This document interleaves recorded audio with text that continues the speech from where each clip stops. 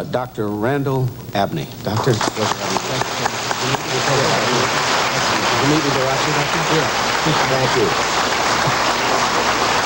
you. Do you think children's programming today with Sesame Street and Captain Kangaroo is any better than the programming in the 50s, say?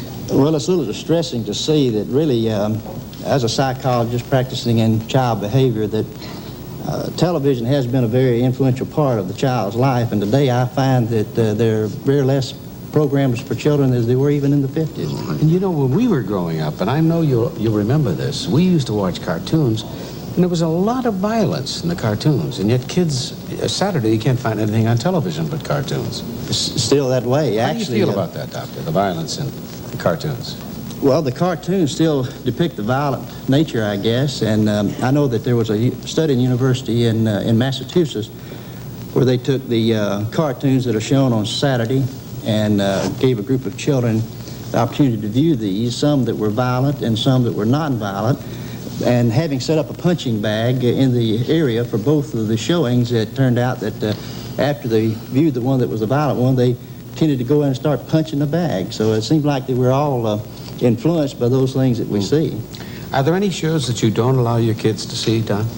Well, we're opening up a big can of peas. We're going through a problem now with my daughter, Mindy, bless her, is 13, my son is 9. I'll give you an idea. And they are constantly sitting on... Excuse me, go ahead. No, what I was... Oh, now we're skidding on phones.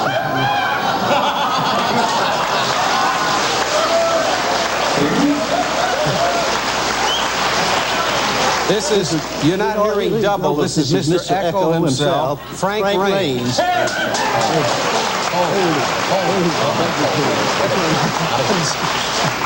He caught me cold. Made. My brother's secret. You're my nerves. Don't jump in, Mike. No, I don't want to jump in. Lee, you tell 10. I didn't believe that. When he was born, he must have hit the wall and was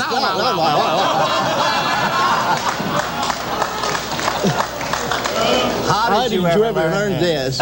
I wished I could practice and play as well as I can talk. I got you there. You sure have. Could he play a state and just tell us how he learned this? Maybe you could interpret for it. No, I've never been able to get Frank to play it straight. And the thing that, you know, the most annoying part, he doesn't have to look at you to do this. You would tell you, my brother is sick, and my brother's in Cincinnati, and my mother knew that darn well. And my uncle took a jumper in a car and boom, and attacked the girl on the highway.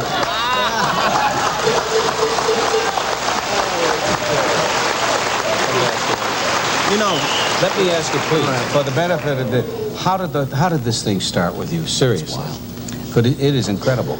Well, actually, I desired to irritate a friend, if I could, by mimicking him.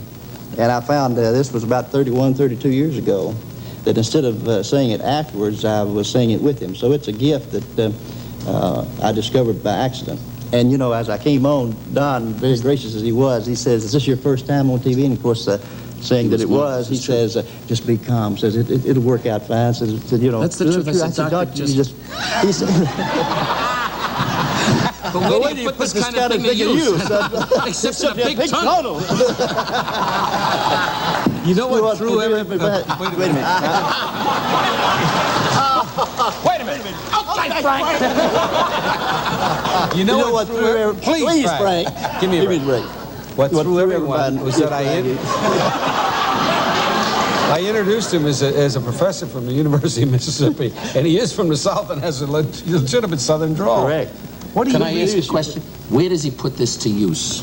I'll get rid of playing his play. Where do you put something like this to use? How do you make a living out of being a tunnel? I don't. Actually, I'll give you a compliment.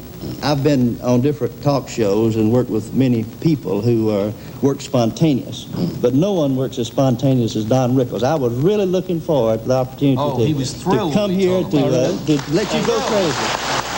Yeah, and I am not... This is not your living. No. What do you do for a living? I am the council executive for the Boy Scouts of America. On my honor to do my best, to do my duty to God and my country, and to obey the Scout law, to help other people at all times, to keep myself physically strong and mentally awake and morally straight. Correct. That's right. That's right. I didn't rehearse.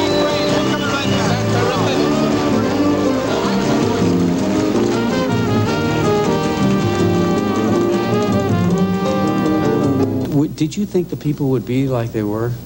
No, I thought they'd be, you know, traditional, like they say, stuffy and everything. But the audiences there were like, they were better than American audiences. Watch it. I'm serious. They had such a good time. Oh. Yeah, they're not We afraid to thought just... they wouldn't get any of the American political jokes or anything, and they loved them. They got everything. Gee, now I'm going to go over. Yeah. I'm going to go over with a bodyguard and a cannon, but I'm going to go over. How do you think, seriously, now that you mention that, how do you think you would be accepted there? Well, I think the Queen would just sit on the throne and go, he said what?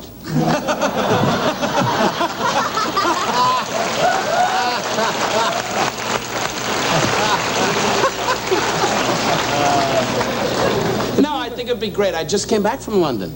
We stayed, I don't want to plug hotels, we stayed at a beautiful hotel in the park, as a matter of fact, with the children, their first time in England.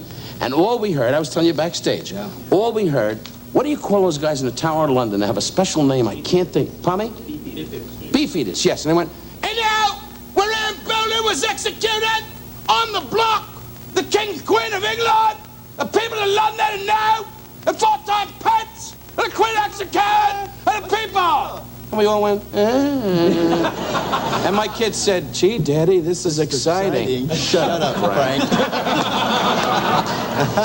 You have played...